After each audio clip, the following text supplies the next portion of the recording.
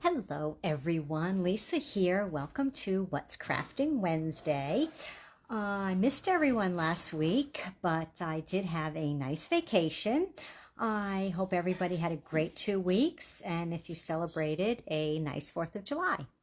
Let's start right off now with the drawing for the 3 sets of cards from last Facebook Live, which featured the Nourish and Flourish kit that is new, just out in the Holiday Mini. It comes with this adorable lunch bag and all the materials to make 9 cards, 3 of each design.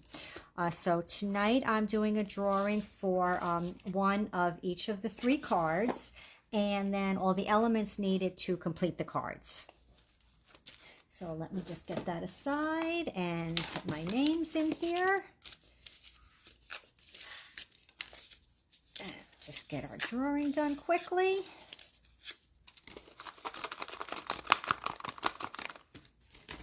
A little extra mixing here. Okay. And we have Wendy. Surprise, surprise. Well, congratulations, Wendy. I will get your cards off to you, and just let me know if you would like your sentiments for the cards in a language other than English, because they do come in French, German, and Dutch, as well as English in the kit. Okay, everyone, tonight we're going to do a little watercoloring. July is, I believe it's called World Watercoloring Month. So I thought I'd feature a little watercoloring tonight. We're going to make this card here, and the technique we're going to do this evening is called Emboss Resist. So we'll be heat embossing as well. And this can be done with sponging also, with watercoloring or sponging. And I'm using the Wonderful World Celebration stamp set. That comes as a bundle with this pretty DSP, which is also called Wonderful World. And the colors in here are Daffodil Delight, Flirty Flamingo, Melon Mambo, Mossy Meadow, Orchid Oasis, Pear Pizzazz, Rich Razzleberry, Sahara Sand, and Starry Sky. So they are pretty floral patterns. I have to say this one here is my favorite. Let me see if I can quickly flip through these for you to see. So each sheet has images of the stamps that are in the stamp set. So this here comes as a free bundle, free celebration bundle with a $100 Stampin' Up! Purchase. And the stamp set is cling. Okay, so let me get this off to the side. And simple card tonight. The envelope, I just stamped 2 leaves from the stamp set. And a little watercoloring on the front. And inside I went sentiment free. And just put a strip of the DSP that's on the front. So I have my card pack ready to get started. I will put the envelope off to the side, and I'm using Mossy Meadow cardstock, and it's 4 1/4 by 11. Does anybody hear Harry barking? 4 1/4 by 11, and I will be scoring this at 5 1/2.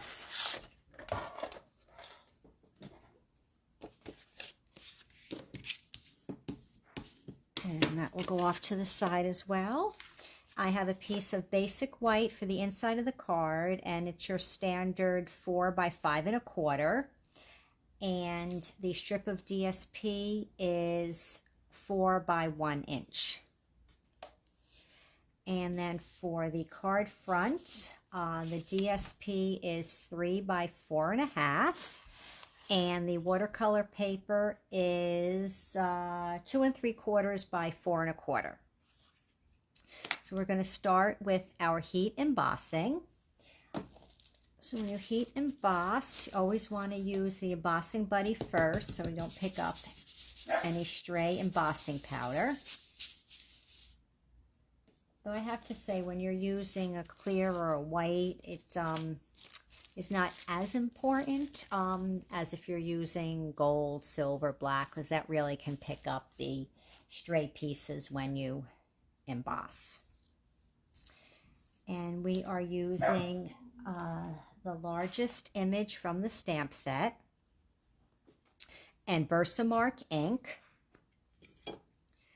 So I'm going to ink up the stamp, and since the stamp is large and the pad is smaller, I'm going to stamp pad to stamp rather than stamp to pad.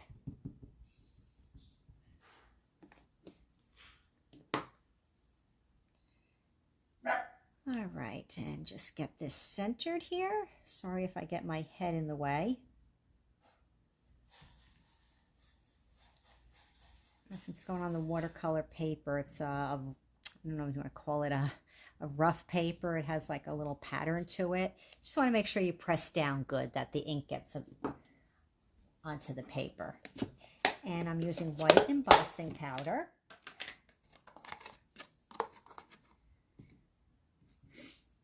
Which is a little difficult to see on the white paper. So I just want to make sure I do get it covered good. I'll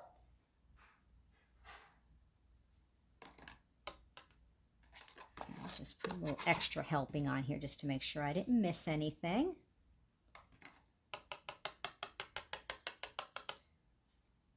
Okay, I know you can't see it. I'm having trouble seeing it. And just cover this up so I don't have any accidents. And I'm going to turn the heat gun on. I apologize in advance for the noise. And I do let it warm up about 20 seconds before I actually start embossing, so it embosses the paper quicker and there's less chance of the paper burning. So again, I apologize for the noise.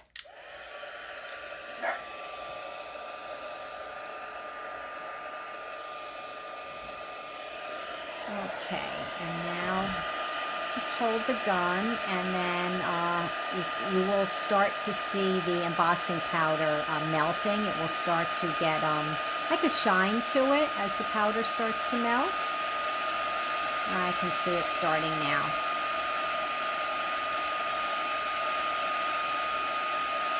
Just going to hold it from this direction now. Yeah, I don't know if you can make it out, but the plain powder itself kind of has a grayish look on here, and then it turns white as it starts to melt from the heat. Okay, that looks good. And get my blank block here. Going to use Mossy Meadow ink refill for the stems, and Gorgeous Grape for the flowers, and Pool Party for the sky background, and my watercolor brush. So I'm going to start, let's start with these stems. I'm going to put a little bit of the re-inker there. And whenever you watercolor, you do want to have some paper towel handy. That absorbs the water as you test out your brush. And also you're going to see, since we're doing Emboss Resist, once I watercolor, I'm going to blot it with the paper so it picks up any of the extra ink that is on top of the embossing. And you always want to start out a little lighter, so have a little less ink, a little more water, because you can always go back in and add more. So I'm just going to follow the leaf and the stem here and just add some color around it. And you'll see once this gets wiped off how it defines the embossed image. And you can always add as much, you know, or as little as you like. I added a little bit more in my sample, but I think we'll go a little less so you can see the difference. Okay, just put a little more up there. And then clean your brush off. So we want to get the green off before we continue. And then I'm just going to take and blot up any extra ink that's on the embossing. And now I'll take a little bit of the Gorgeous Grape. And the reason I use Gorgeous Grape rather than the Orchid Oasis, which is the color in the DSP, is because I had not yet ordered the new In Color reinkers.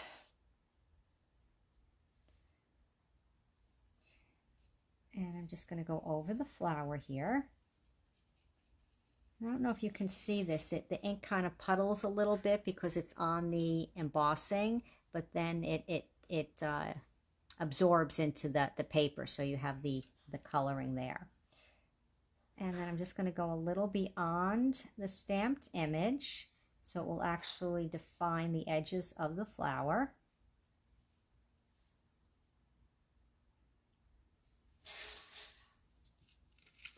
Let's bring that up so you can see. And then I'm going to get a little more ink, and I'm going to do the second flower. And just start by scribbling all over it, and then go around and define the edges of the embossed.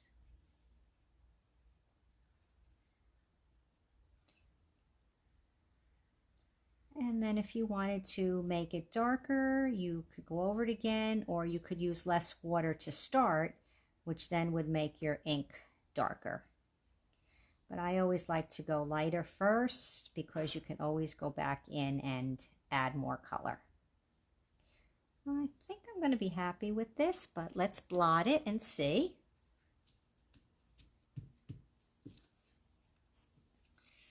I think that looks very pretty.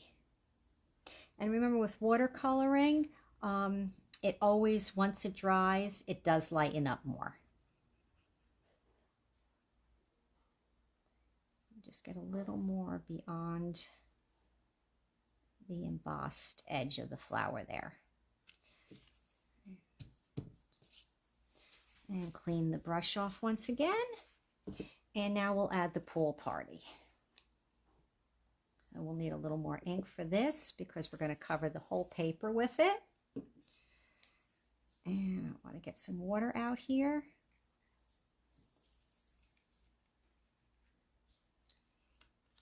And I'm just kind of going back and forth here just to make a sky background. And what I did with my sample, I used less ink as I went down just to kind of fade it out. So I hope this one will come out the same. Because, you know, when you watercolor, no two cards will be the same.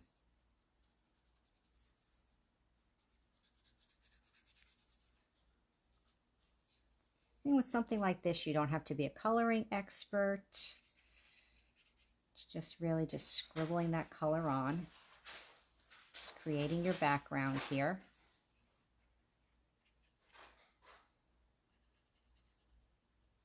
Okay, I think that looks nice. And then you get the real look of it once it actually dries. Okay, let me clean that off.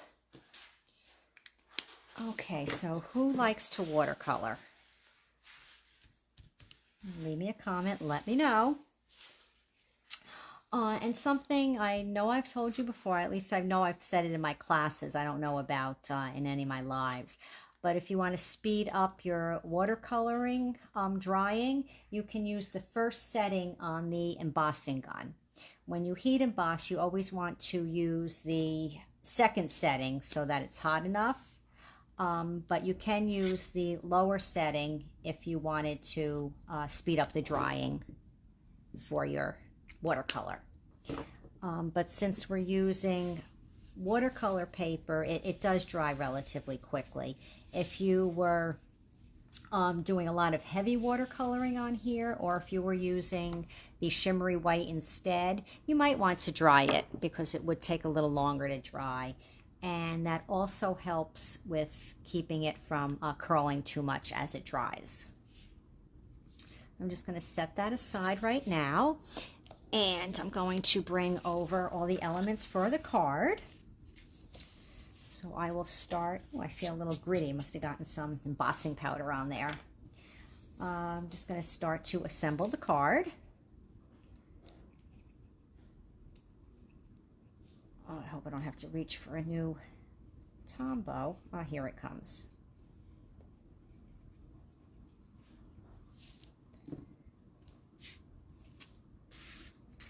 So tell me, what do you think about sentiment-free cards? Have you been making them yourself? Do you like getting them sentiment-free in my drawings? Just let me know.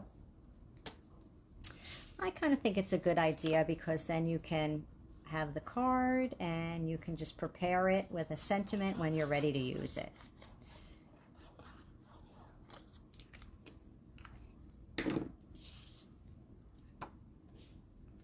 Just put this here on the inside. I always like to carry a little piece of the DSP from the front to the inside.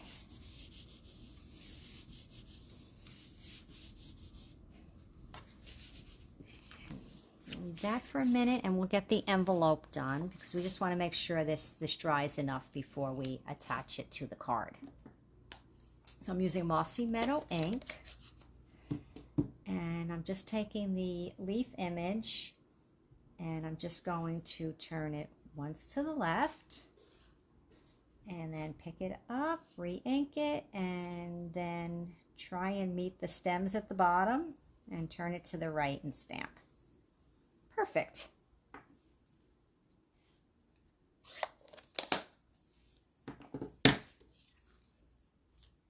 And now on the front of the card, we will adhere the DSP.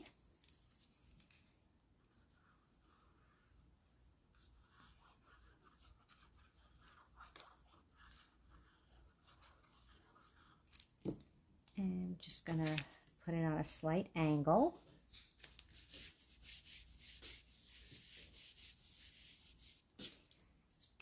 And then I used the In Color Baker's Twine. I used the Orchid Oasis. So I'm just going to cut a piece of this. And wrapped it around the front of the card here. It's very simple. And let's see how I do with my bow while you're watching. I can tell you when I made the sample, the bow just came right together, my first try. But you know here, that's always different. I can't even get the knot tied.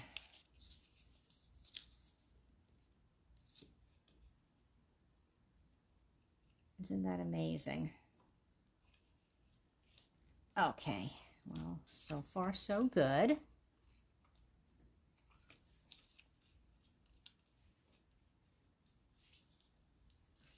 And let's see if I can get the bow done.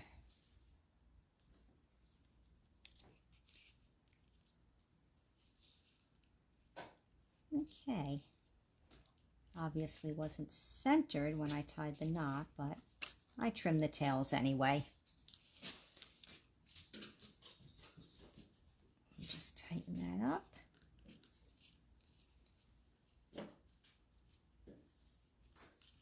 Okay, and now I am going to use tear and tape to adhere this to the card for a couple of reasons. One, because of the watercoloring and the curling of the paper, it holds it down better, and two, it holds my Baker's Twine in place.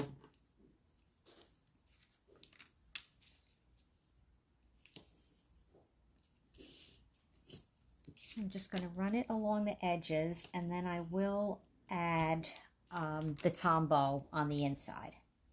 Just want to put this all along the outside.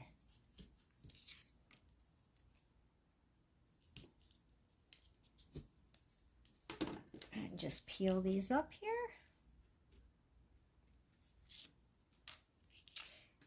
So, has you done any crafting the last 2 weeks? I know Lonnie was on a big crafting marathon. Anyone else? Let me know. Let me know if you've done any watercoloring these last 2 weeks.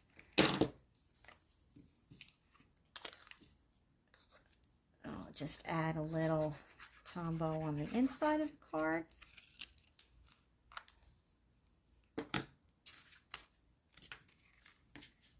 And just angle this the other way. Press it down firmly. Trim my little tail here. And then the last thing is just a little embellishing with the Opal Rounds.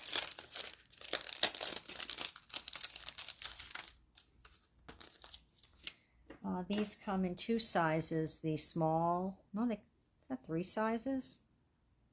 I think it is 3 sizes, small, medium, and large. And this looks like, because this was part of a pack, this looks like the large. I'm just going to add 3 of these to the card.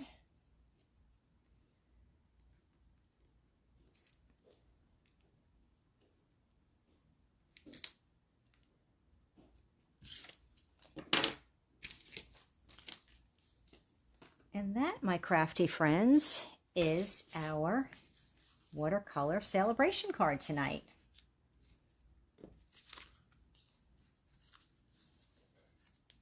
In honor of World Watercolor Month. Okay, everyone. Well, thank you for joining me tonight. And I did miss everyone last week. I hope you missed me as well. Leave those comments. Get entered in the drawing for these 2 cards next week. Any questions, leave them in the comments. Shoot me an email, a private message, however you'd like to reach out to me. I will be back next Wednesday. I guess we'll probably do another watercoloring technique since it is World Watercolor Month. I don't know yet what we'll be doing, but hopefully it'll come out good and you will like it. All right, everyone. Thank you so much for joining me tonight. Have a wonderful, crafty week, and I will see you back here next Wednesday at 7 o'clock. Thanks, everyone. Bye.